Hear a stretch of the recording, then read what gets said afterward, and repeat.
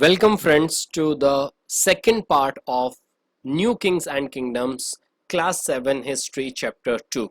Next subtopic is Administration in the Kingdom, in which we are going to learn about the administration, means how they govern their nations, how they run their nations. So the kings were at the top.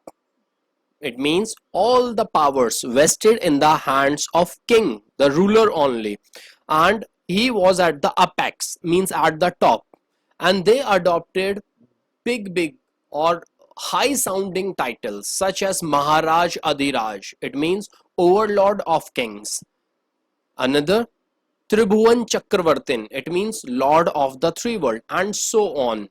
These kings were also helped by their ministers and military chiefs, and even kings shared their powers with their samantas or their officers. To govern the nation, they need resources.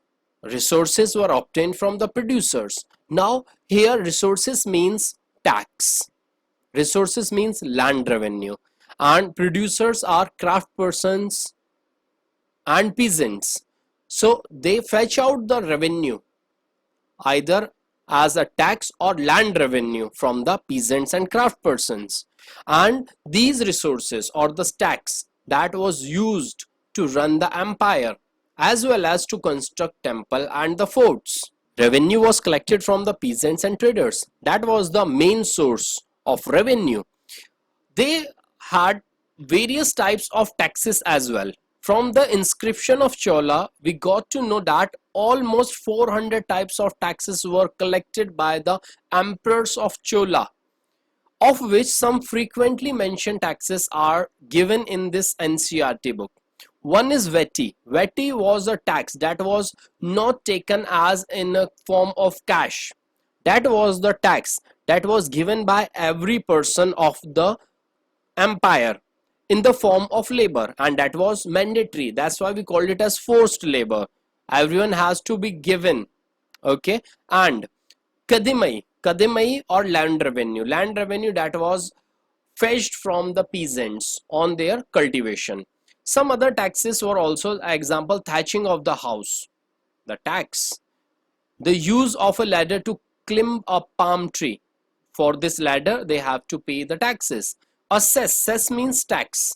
Cess on succession to the family property. If you inherit a property from your forefathers, after the death of the father, the son, who is going to be the next owner of that property, had to pay the tax. Prashastis and land grants. Now, what were prashastis? Prashastis were literary evidences of rulers.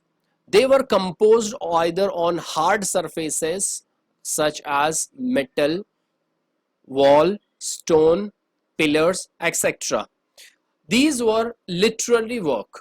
They may contain the detail about a particular ruler, but it may not be literally true. Why? Because in this, the ruler wanted to depict themselves as a great person, as a victorious warriors, and these prashastis were composed by the learned brahmanas or the court poets of the empire. So these prashasti were the inscriptions. To compose these prashastis, kings often rewarded the brahmanas as land grants, and these were recorded on the copper plates as we see in the second picture. First is the picture of prashasti, and second the copper plates which records the land grants given to the brahmanas. Okay, one prashasti we got it from Madhya Pradesh, Gwalior, and that is written in Sanskrit language. That prashasti is of Nagbhat. Nagbhat, a Pratihara king. Nagbhat, a Pratihara king, in which he mentioned that various rulers, example, king of Andhra, Sindh, part of Maharashtra, Vidarbha, part of Orissa, Kaling, fell before him even as he was a prince. Some other rulers were also get defeated by this ruler Nagbhat. He won a victory of Chakrayuddha, ruler of Kannauj. He also defeated the king of Vanga, Bengal, Anartha, Gujarat, Malwa, Madhya Pradesh, Kirta means forest people in between the Ganga and Yamuna Doab. Turkusha means Turks. Vatsa and Vatsa, that were the kingdoms, small kingdoms in the North India. Second thing that is given in this book, that is Kalhan. Kalhan was a scholar of 12th century and he wrote a book, Raj Tarangini, in which he introduced the rulers of Kashmir from the 6th century to the 12th century, and for that he used a variety of sources. For example, inscriptions, official documents, eyewitness accounts, foreign accounts, and historical accounts. Warfare for wealth. Yes, various dynasties fought with one another for the wealth. We had various examples in the past. In this book also, three examples are given. One that we already learned about, that tripartite struggle. Tripartite struggle means when the Gujar Pratihara, Rashtrakutas and Palas, these dynasties fought a long war to control over Kannauj. This long war or this struggle was known as tripartite struggle. Second, Mahmud of Ghazni. Where is Ghazni? Ghazni is in Afghanistan. As you see in this map, here is Ghazni.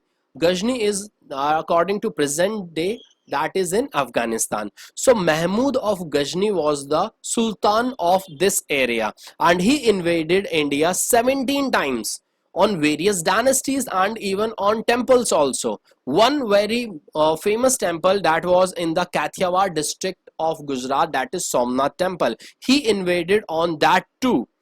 He entrusted a scholar along with him. The name of the scholar was Al-Biruni, and Al-Biruni came along with Mahmud Ghazni and wrote about India. His work is known as Kitab ul Hind. That is a fabulous work according to historical point of view. We get to know about the society, culture, polity, economy of that time period. Third is Muhammad Ghori. To start to the Muhammad Ghori, first we have to clear the background. So during that time period when Muhammad Ghori attacked on India in 12th century CE, the North India was divided into small kingdoms to the Rajput rulers. At that time period, Delhi and Ajmer was under the rule of Chauhans, and at that time period, Delhi ruled by Prithviraj III, or we called it as Prithviraj Chauhan III. Muhammad Ghori was from Gur. Gur, according to present day, that is also situated in Afghanistan, as you see in your map. Gur. So Muhammad Ghori captured Ghazni. The time period between the two invaders were different. So Muhammad Ghori invaded Ghazni and spread his empire, his sultanate, and then he invaded on India from Ghazni to Delhi. At that time period, Prithviraj Chauhan was the ruler and there was a war in between Prithviraj Chauhan and Muhammad Ghori at Tarain. Tarain is a battlefield in Haryana. So two battles were fought in between these two rulers. First battle of Tarain, that was in 1191, in which Prithviraj Chauhan became victorious. But in second battle of Tarain in 1192, Prithviraj Chauhan lost to him, and the Rajput rule came to an end in Delhi and Ajmer, and now starts the Delhi Sultanate. Now move to the fourth dynasty, that is Chola, that is given in your NCERT book. Chola were from a small family from Urayur. Urayur is a place, here you can see Urayur near Tanjore, Urayur. And Vijayal was the founder of this family. And he replaced the existing ruling family, that was Mutarayar, in the middle of the 9th century. He then built a new city that was Tanjore, or we called it as Tanjavur. He again constructed a temple for his goddesses, that was Nishumbashuni. Goddesses Nishumbashuni. His successors, the successors of Vijayal, captured the neighboring areas and spread this empire to its size and power. For example, Rajraj Chol. Rajraj Chol was considered as to be a most powerful and successful ruler of this Chola empire, who controlled over the vast territories of this Indian subcontinent. His son Rajendra I also conquered Sri Lanka and some countries of Southeast Asia. At that time period, Andaman Nicobar and Lakshadweep Islands were also captured and was a part of Chola Empire. Cholas were also a big temple builders, and the major thing about their temples was its architecture. The two famous temples of Chola time period was Tanjavur, Tanjore or Bridheshwar temple. The real name of this temple is Bridheshwar temple. We called it as Tanjore temple because it lies in Tanjore. Here is Tanjore. So in Tanjore it located. We also call this temple as Rajrajeshwar temple. Why? Because the king Rajraj Chol constructed this temple. Second temple that was constructed by the son of Rajrajeshwar or Rajraj Chol, that was Rajendra. So Rajendra constructed the second temple, that is Gangaikond Cholpuram temple. Where is Gangaikond Cholpuram? Here it is. Gangaikond Cholpuram. So these emperors were big temple builders. These temples were not only the place of worship that was associated with various cultural and economic activities too. Various persons earned their livelihood from these areas. For example, sweepers, dancers who performed within the compound of temple. For example, Devadasis, who performed only in front of the idol of a god or goddess, especially Shiva. Craft persons for lockets, statues, cook for food and prasad, etc. Next is irrigation. The irrigation facilities that was very much prominent for the rulers of Chola. Most of the rulers dig various canals to support irrigation work for agriculture. They also dig wells.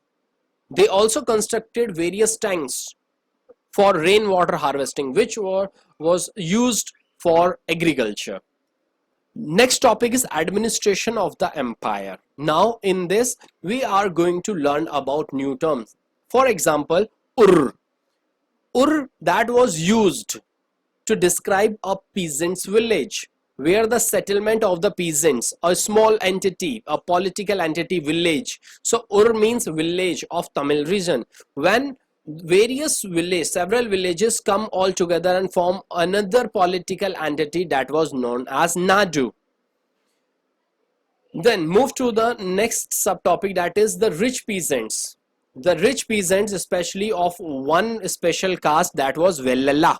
So Vellala was the caste of rich peasants, and the Chola emperors gave them enormous power to maintain law and order and to fetch out revenue for them.